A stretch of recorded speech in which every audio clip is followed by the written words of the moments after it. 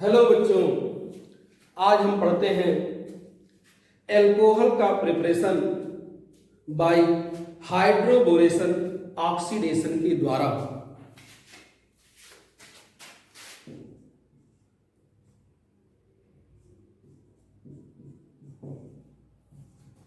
कोई एल्कीन लेते हैं, एल्कीन का हाइड्रोबोरेशन ऑक्सीडेशन करते हैं जिससे एल्कोहल का निर्माण होता है। ये हम ले लेते हैं प्रोपीन हाइड्रोबोरेशन ऑक्सीडेशन दो स्टेप में होगा। सबसे पहले तो प्रोपीन का हाइड्रोबोरेशन होगा किसके द्वारा?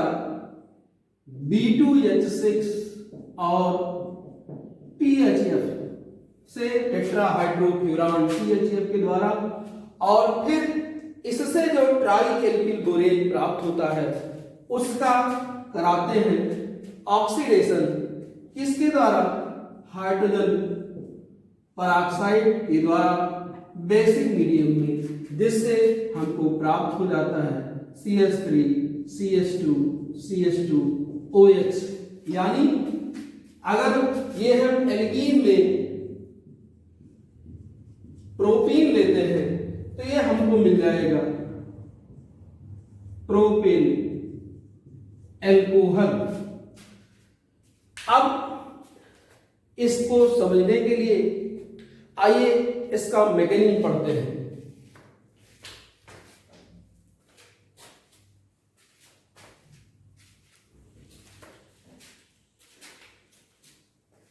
इसका मैकेनिज्म दो चरणों में बना है। सबसे पहले तो एल्कीन का हाइड्रोबोरेशन करते हैं। हाइड्रोबोरेशन करने के लिए जैसा कि रिएक्शन में बताया गया है कि इसमें डाइबोरेन लिया जाता है। डाइबोरेन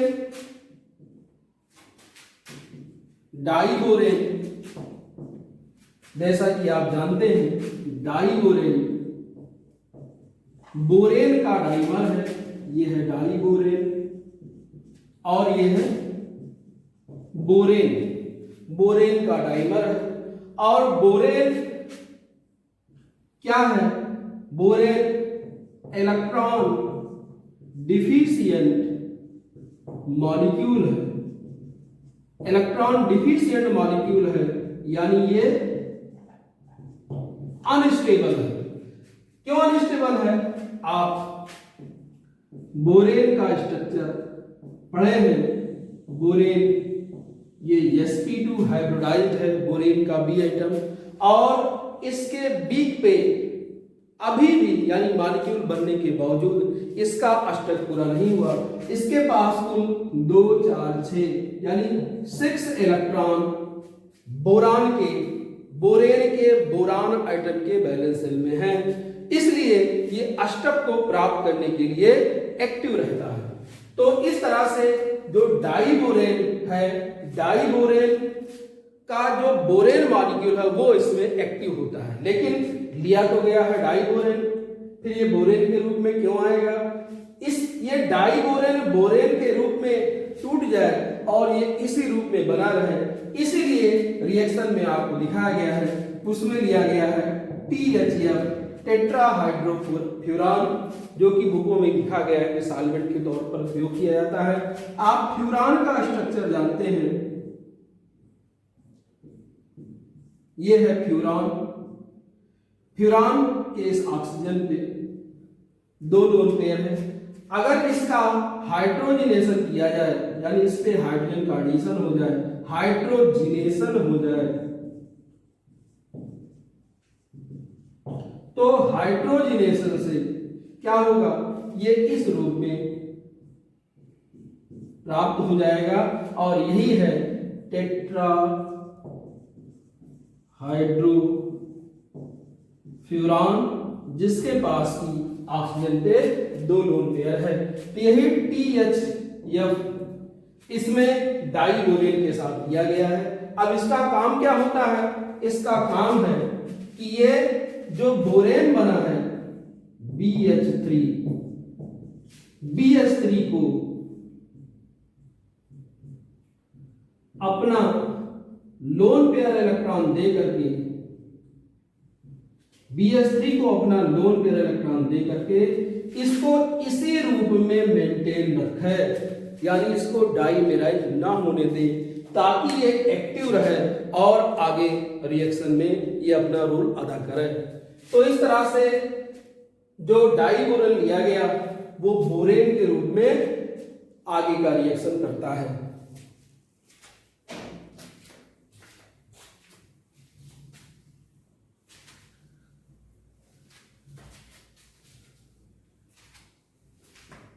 तो अब क्या होगा, जो एल्कीन मॉलिक्यूल लिया गया है,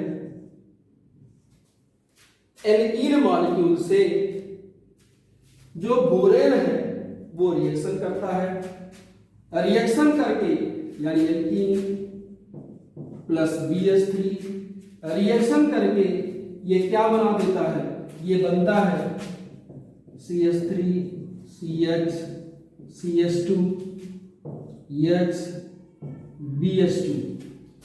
आप जानते हैं ये BH3 है, B और H में B पे पार्शियल प्लस आएगा और H पे partial minus due to difference in electronegativity. और अगर इस पे देखें तो इस पर आएगा पार्शियल माइनस और इस पर आएगा पार्शियल प्लस, इसलिए ये ट्रांजिशन स्टेट इसके साथ जनरेट कर लेता है। यहाँ पे ये बॉन्ड फॉर्म होने लगता है, इसके बीच बॉन्ड का फॉर्मेशन होने लगता है और ये जो पाई बॉन्ड है वो टूटने लगता है, पाई बॉन्ड टूटने लगता है। यानी इस तरह से BH3 के साथ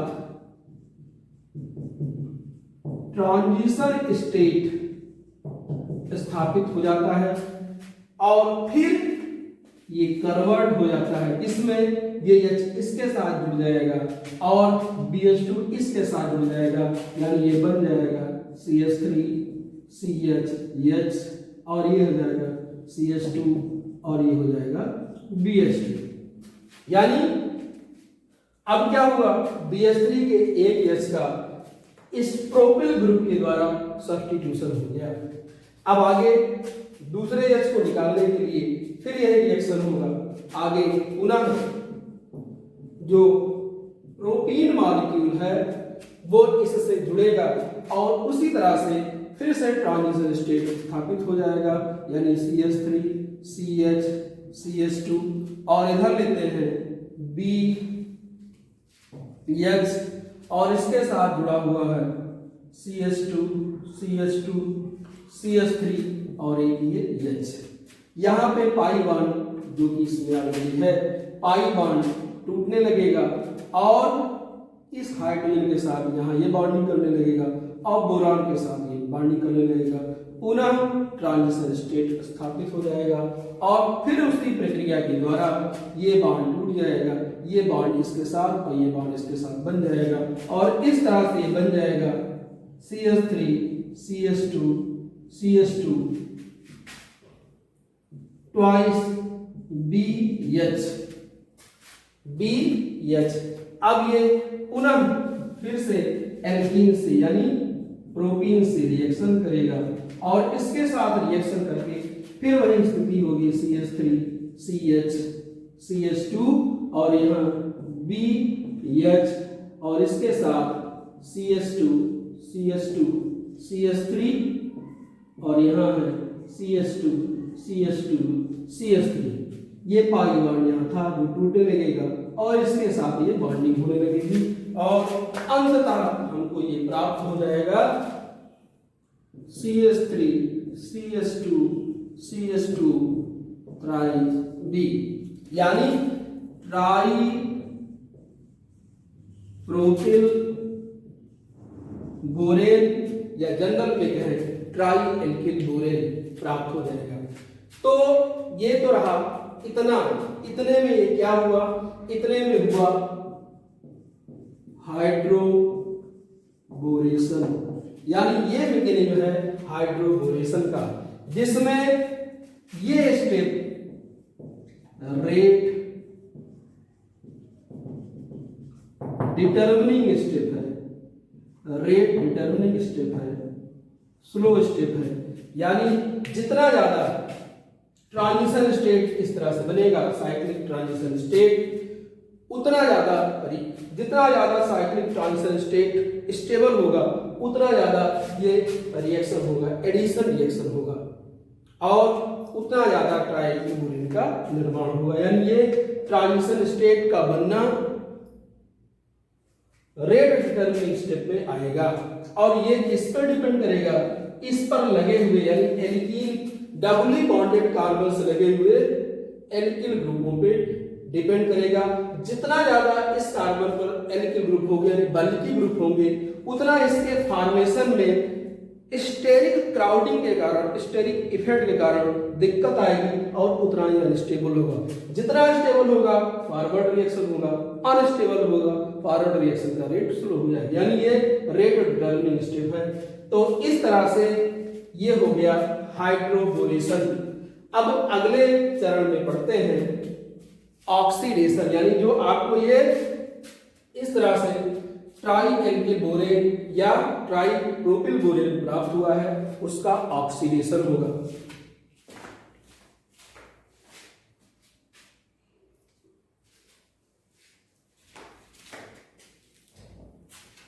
अब इसमें थोड़ा सा और देख लेते हैं कि जो BH3 है, BH3 का B इस वाले कार्बन से जुड़ रहा है और H इस वाले कार्बन से जुड़ रहा है।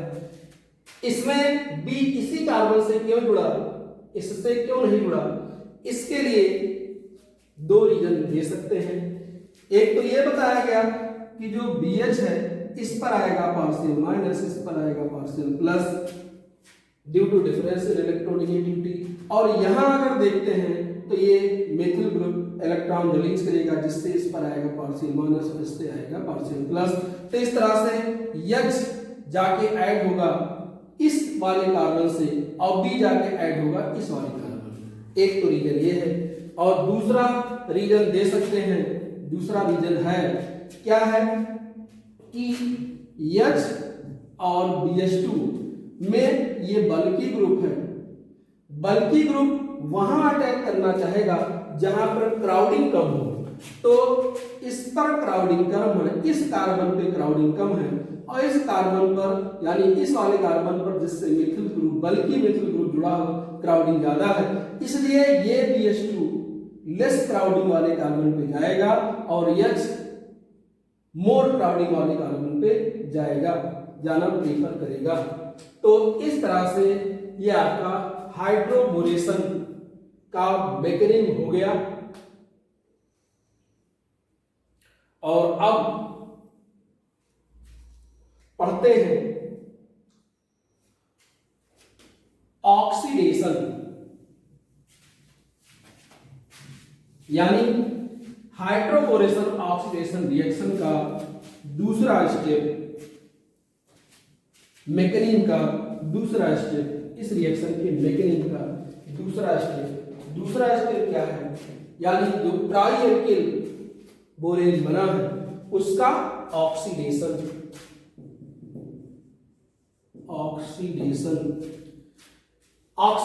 कराने के लिए क्या क्या लिया गया, ऑक्सीडेशन कराने के लिए लिया गया हाइड्रोजन पेरोक्साइड और बेसिक मीडियम यानी OH। अब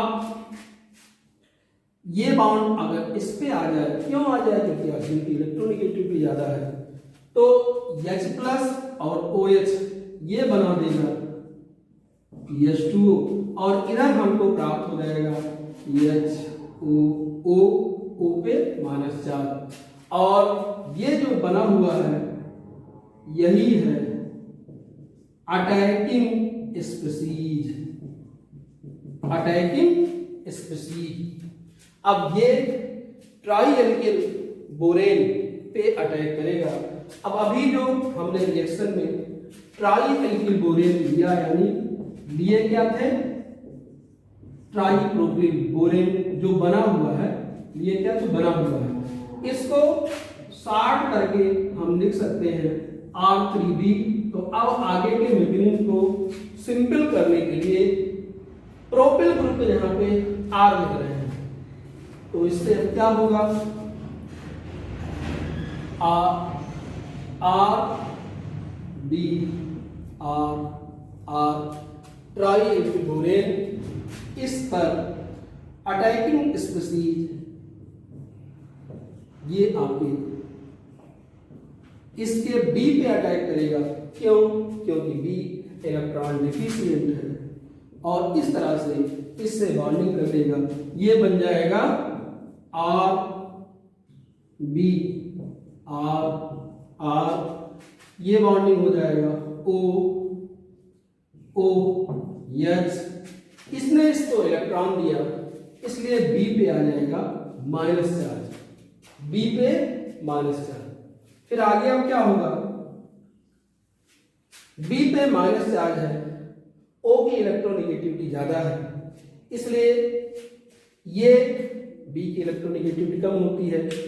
इलेक्ट्रोनेगेटिविटी कम होने के कारण ये इस बॉन्ड पर,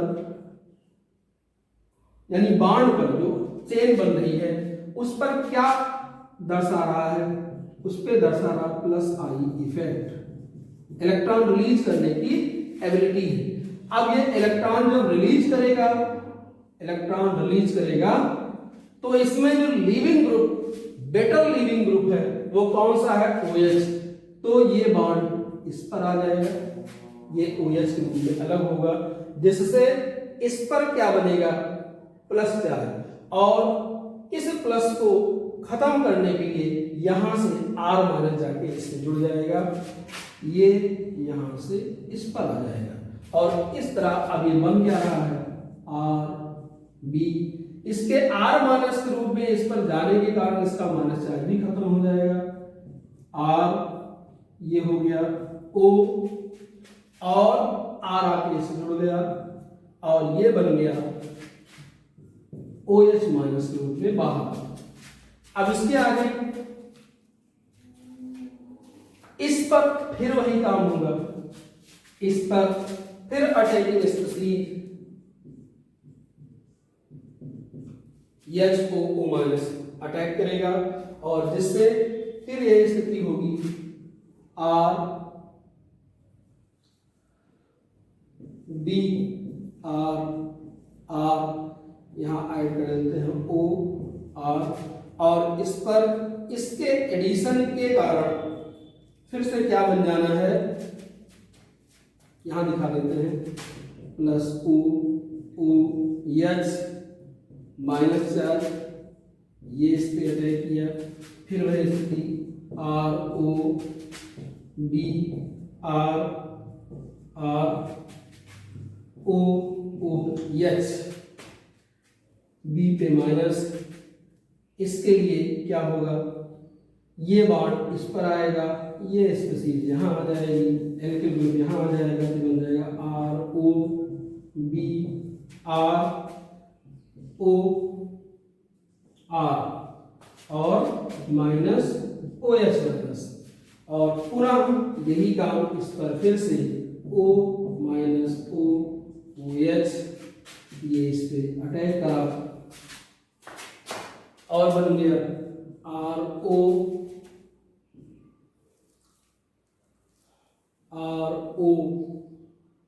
B O R,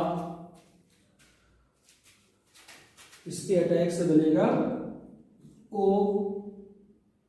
OH और B पे माइनस,